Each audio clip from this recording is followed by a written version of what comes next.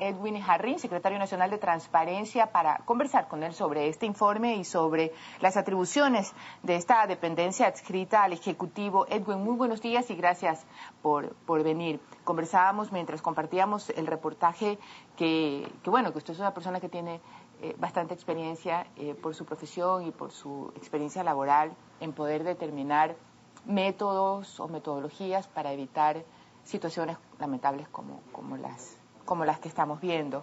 Y en base a esa experiencia me nace como la primera pregunta. De lo que usted ha vivido en su experiencia anterior a esta secretaría, ¿cuál es para la ciudadanía el primer síntoma de que algo no está funcionando bien y de que hay algo por ahí que pueda desembocar en un acto de corrupción? Buenos días, María Josefa. Un saludo grande a todo el país, a todos los ecuatorianos, a todas las ecuatorianas. Tu pregunta es interesante y abordar la entrevista de esa manera lo puede hacer mucho más profunda, ¿no? Creo que el Estado en sí, como su estructura, con su institucionalidad, estuvo por mucho tiempo abandonado, ¿no? El abandono se determinaba en la infraestructura, el abandono se determinaba en tener una gran cantidad de, entre comillas, meritorios que trabajaban muchos años sin tener ningún salario, sin tener ningún sueldo, pero sin embargo eran meritorios de las instituciones públicas. Estaba en el mal servicio, en la mala calidad del servicio, en el desorden, en la no informatización de la documentación. Todo eso te genera un escenario totalmente vulnerable y discrecional para que cualquier funcionario te exija lo que se le ocurre en ese momento en búsqueda de que un ciudadano pierda la paciencia y finalmente tenga que buscar la forma de ese gran concepto, ese gran común del jefe arreglemos o le doy para unas colitas, no caer en ese tipo de comunes que son muy practicados. Ahora, eso tiene su riesgo, aún. ¿verdad? Eso tiene su riesgo porque si bien la justicia o el derecho se va quedando corto con la tecnología, que también se usan las malas intenciones traducidas en todas las formas de abuso de poder, no es menos cierto que también una investigación con unas atribuciones nacidas por un decreto ejecutivo sin que se precautele de manera exagerada, como debe ser en estos casos, el debido proceso del investigado, también pudiera desembocar en injusticias.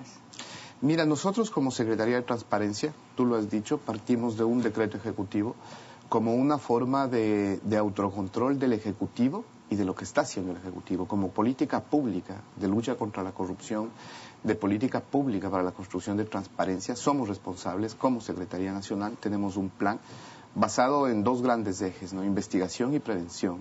En el eje que tú vas, que es el de investigación, nosotros no somos la entidad que sanciona, existen, sí, claro. Existen las instancias que sancionan. Nosotros investigamos y siempre toda la información denunciamos, ya sea a Fiscalía o ya sea a la Contraloría, para que determine las sanciones que debe ser. Y en esos espacios es donde debe darse el debido proceso. Pero nosotros nos pronunciamos sobre supuestas o posibles irregularidades que puedan darse en determinado hecho. No necesariamente, ¿no? Porque, por ejemplo, el caso de los comisarios y el gobernador, exgobernador Cuero, pues aquí, y lo han dicho públicamente algunas de las personas que aparecen como víctimas, formaron parte de la elaboración de videos en donde aparece que se entregan y se dan coimas. Es decir, que existen unos videos donde se demuestra que estas personas están involucradas en hechos punibles, en hechos que se castigan con cárcel. Al final de cuentas, esos videos, pregunto yo, ¿son válidos porque lo hace la Secretaría de Transparencia? Si los hace, por ejemplo, Mónica Encalada con el juez Paredes, ¿no son válidos? ¿Hasta qué punto esa validez va a cambiar el color de acuerdo a quién los hace? Mira, nosotros como metodología de investigación, existen dos hechos que son reales, ¿no? Uno, las denuncias ciudadanas. Y dentro de las denuncias ciudadanas están este tipo de información. Los videos que tú estás planteando son hechos por ciudadanos y ciudadanas que eran víctimas en ese momento. Secretaría de Transparencia. No necesariamente, nosotros lo que hemos hecho es recopilar. Bueno, ellos lo han dicho. No, nosotros lo que hemos hecho es recopilar y organizar la información y a la vez que acceder a la información que reposa en las instituciones públicas y que es la que nos permite convalidar y decir que el testimonio es real. Porque si no existirían las irregularidades en la documentación, sería un poco más difícil plantear y decir que lo que está en los testimonios es algo que sucedió. ¿Y por qué no mostrarlo a la gente para que la gente se dé cuenta cuáles son los modos, las formas de comportamiento que se aprenda a través de esos videos que hay ciertos perfiles de conducta que hay que estar alertas para denunciar? Yo estoy de acuerdo. Nosotros hemos entregado a la Fiscalía la información. La información no ha sido propiedad de los videos también, y los videos no son propiedad nuestra, son propiedad de lo que te digo, cámaras de seguridad de bares, de discotecas, de ciudadanos realizados por ellos mismos los videos. O sea, son propiedad no nuestra esos videos, ¿no? Nosotros lo que hemos hecho es recopilarlo. Y sí, o sea, yo creo que en el país que estamos, en el momento que estamos viviendo, tenemos una lucha total, franca y frontal contra la corrupción. Cualquier abuso de autoridad no es tolerado por absolutamente nadie, y todo ciudadano con la Constitución que tenemos. O sea, debe estar convencida de que tiene derechos y tiene instancias donde reclamar cualquier abuso de autoridad. Yo tengo mis dudas con respecto a eso, pero en buena hora es bueno tener a alguien que esté convencido de lo contrario. Creo, y lamentablemente hemos sido testigos de algunos abusos de poder en buena hora, por ejemplo, y esto solamente es una experiencia humana que recibió el equipo de 24 horas cuando investigábamos a los comisarios y comenzamos a denunciar ciertas actividades irregulares en la administración de Roberto Cuero. Y una de las cosas que nos sorprendió es que como el comisario Hurtado, que actualmente está detenido, fue completamente inhumano con los pobres de los más pobres de Guayaquil cuando comenzaron a tirar sus casitas en zonas realmente marginales.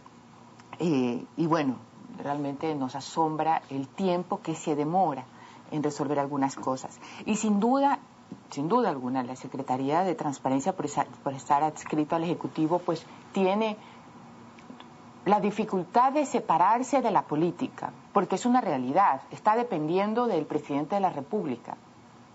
Y eso implica contestar lo mismo a la gente. Hacemos la investigación, pero nosotros hasta un punto podemos llegar porque nos sancionamos. Como decía Carlos Polit ayer aquí, ¿qué pasa con algunos casos que seguramente ustedes han investigado y no sale a la Fiscalía o no sale a la función jurisdiccional? Porque la política pudo un poco detener, aumentar, acelerar el paso de trasladar esos hechos a quien tiene que sancionar. Mira, ese es uno de los retos más grandes que tenemos como país, ¿no? O sea, si tú regresas a ver a nuestra historia, la impunidad en este país ha reinado, ¿no? Es algo que permanentemente ha estado. La forma de hacer política de mucha gente ha sido el escándalo tras el escándalo y exclusivamente el escándalo, y en muchos de los casos sin pruebas incluso atrás del escándalo, sino solamente una denuncia que en muchos de los casos incluso son anónimas. Pero esa ha sido la dinámica en la que se ha movido el país, ¿no? Y grandes casos de corrupción que han existido han quedado en la total impunidad. Ha pasado lo que tú dices. Ahora tenemos, y se va demostrando poco a poco, con el trabajo de la Contraloría, con el trabajo de la Fiscalía, esperemos que con una coordinación con la función judicial podamos romper la impunidad, que creo que es la gran deuda que se tiene con el país, ¿no? Porque finalmente la impunidad es lo que más motiva a que se cometan este tipo de hechos. Hay situaciones en que la sociedad también debe de ir conociendo, justamente para por lo menos censurar en su fuero interior a las personas por lo que hace y por lo que deja de hacer. Sin duda, entre tantas manos que tocan un proceso, primero una investigación técnica como la que usted lleva, segundo el Ministerio Público, tercero el juez, en ese camino se va manoseando hojas, se van cambiando situaciones, se van aplicando códigos distintos, sentencias distintas, al final castigos distintos, pero la sociedad no se olvida. La sociedad tiene clarísimo quién es quién y cómo llegó esa persona a tener lo que tiene. Por lo tanto, ¿no cree usted que el trabajo de la Secretaría de Transparencia debería también hacerse un poco más público, mostrarle a la gente, independientemente de lo que la justicia haga, cómo se ha venido comportando tal y cual determinado funcionario público? Mira, nuestro trabajo en ese sentido no solo va a lo que tú estás planteando, ¿no? Creo que incluso hay que llegar a cambiar determinados patrones socioculturales. Lastimosamente, vivimos en una sociedad en donde se valora mucho el dinero. El éxito se lo mide en función del patrimonio que tienes, el éxito se lo mide en función de cuánto dinero has acumulado. Lastimosamente es así, y ese es el proceso en el que nos han educado, ese es el proceso en el que nos han formado, y esos patrones socioculturales hay que irlos cambiando. Las nuevas generaciones debemos construirlas en un sentido en donde valoremos mucho más el hecho de ser honestos, mucho más el hecho de ser dignos que el dinero, ¿no? Entonces creo que esos esquemas incluso hay que irlos transformando, y ahí los medios de comunicación juegan un rol importante, y ahí la ciudadanía juega un rol fundamental. Y los líderes políticos también, Edwin, porque tenemos líderes políticos que gritan y que insultan y que hacen ostento de su poder, y vienen con 37 guardaespaldas, 40 carros, y dicen yo mando porque mando y tú, juez, hace lo que yo quiera. O sea, el discurso de humildad y dejar de ser apegados a lo material realmente se desvanece como la neblina cuando sale el sol. Mira, y también tenemos, María Josefa, con todo respeto, en los medios de comunicación, muchos voceros involucrados en hechos de escándalo del pasado, que ahora se vuelven o son los referentes de opinión en determinado tema o en otro tema, cuando han estado involucrados en grandes escándalos de corrupción, de poca ética, de poca honestidad, que sus patrimonios crecieron o se hicieron de la noche a la mañana y se convierten en voceros de opinión y en expertos en determinados temas, y tampoco hay esa retroalimentación y esa reflexión. Entonces es un trabajo compartido, es un trabajo mutuo. Pero alguien tiene que establecer ya el puente y el comenzar a trabajar en conjunto, porque si me va a tocar a mí poner todos mis recursos para investigarle el pasado a quienes son los funcionarios públicos ahora, pues entonces tendría que comenzar trayendo la carpeta de 24 horas de todo lo que hemos hecho en los noticieros en los últimos 5 años. Se trata de hacer un pacto que empiece por algo nuevo y distinto. Cada persona en su ámbito privado y público, yo no creo que exista alguien que diga soy perfecto, pero lo que yo creo que hoy en día necesita la sociedad es paz. Coincido con usted en el cambio de valores, pero con ejemplos de humildad y de concertación. Porque la gente quiere poder para defenderse o la gente quiere poder para aplastar. Ninguna de las dos cosas vale la pena. Es totalmente de acuerdo contigo, ¿no? El poder es para generar el bien común, el poder es para construir un bien colectivo.